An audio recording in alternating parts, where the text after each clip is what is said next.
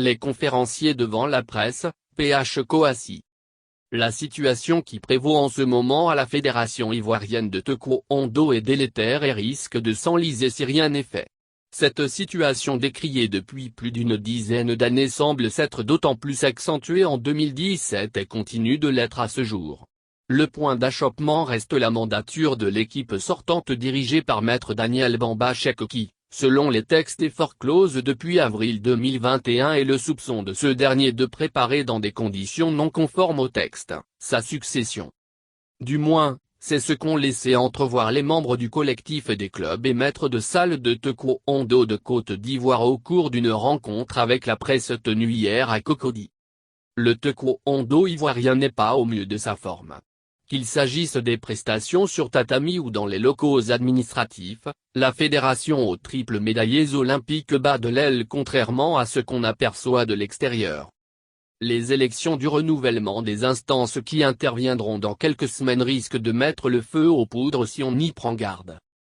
Parce que certains problèmes qui s'étaient posés en 2016 lors des changements de texte avant les élections qui devaient se dérouler en 2017 sont encore en train de se poser en 2020 pour une élection qui va se tenir en 2021, a prévenu Maître Ibrahima Soumaoro, porte-parole adjoint du collectif.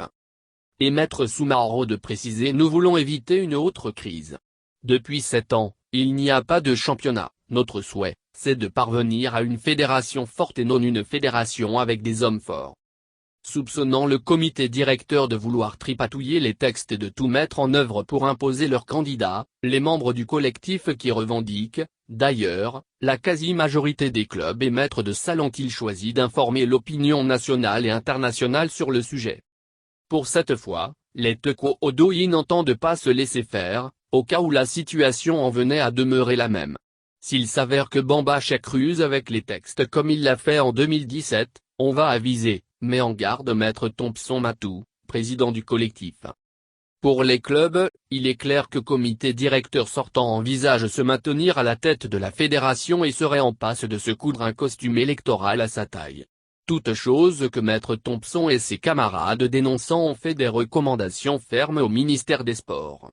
À savoir la mise sur pied d'une commission électorale qui aura en charge le toilettage des textes et organisation d'élections justes et transparentes, la saisine du dossier de la FITC par le ministère des Sports et le CNO pour éviter une autre crise plus grave et mettre fin aux intimidations de toutes sortes.